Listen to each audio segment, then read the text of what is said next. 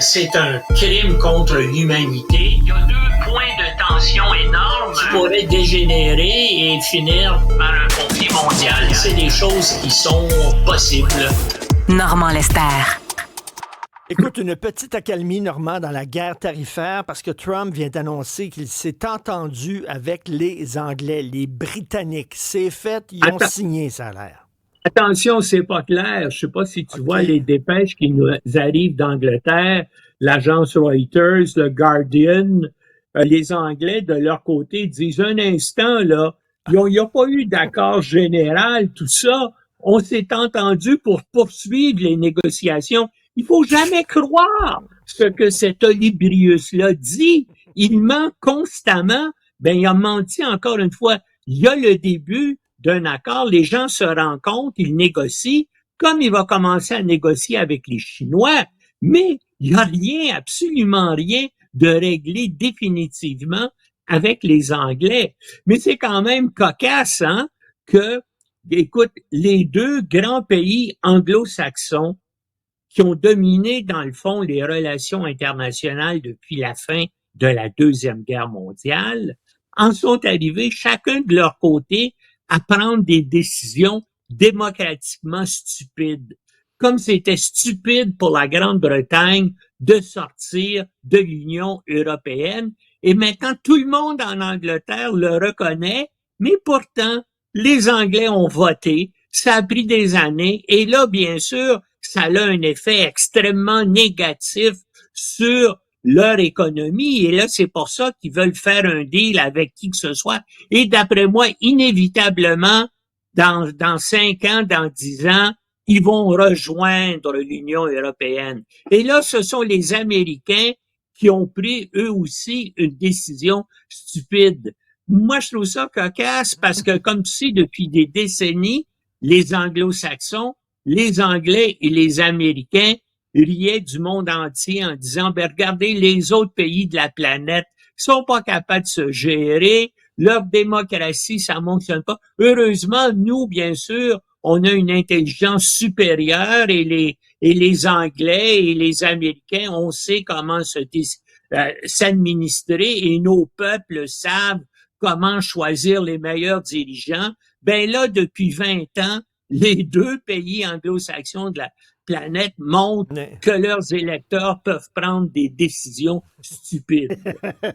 Écoute, Normand, tu sais que je t'avais dit que tu m'as étonné, toi qui se réveillais à 3 heures du matin, tu mettais ton alarme pour te réveiller à 3 heures du matin pour détester le Parti libéral. Tu semblais être content qu'on envoie Mark Carney dealer avec Donald Trump. Alors, comment tu as trouvé la performance de ton poulain?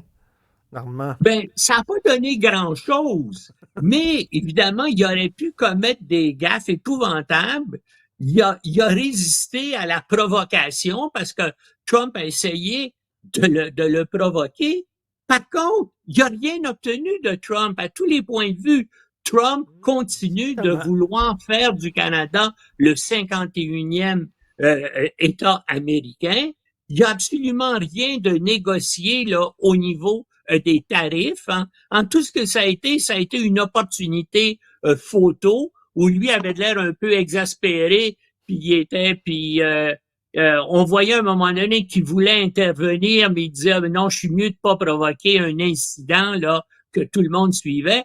Et ça, il s'en est bien tiré, mais à part ça, ça a absolument rien donné. Mais là, l'affaire qu'il a faite, d'après moi, puis il y a beaucoup de gens qui lui reprochent aussi. Et encore une fois, moi, je pense qu'il y a des aspects positifs. Il a décidé d'inviter notre roi Charlie numéro 3 à venir faire un discours au Parlement fédéral. Ça, c'est une façon de faire un pied de nez à Donald Trump en disant, regardez, nous, on est différents.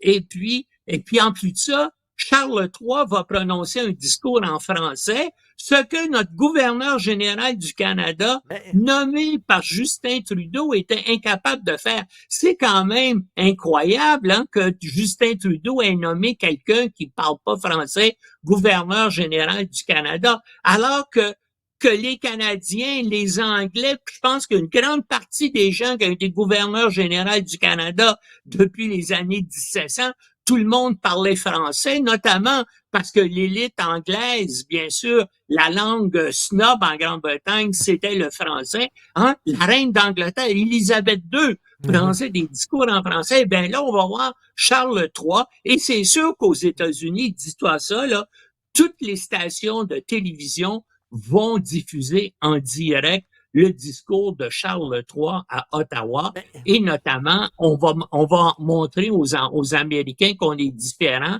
et que notamment le français est la langue nationale. Mais écoute, et puis, en terminant, Normand, est-ce que ta haine de Trump est telle qu'elle te transformé en monarchiste fédéraliste?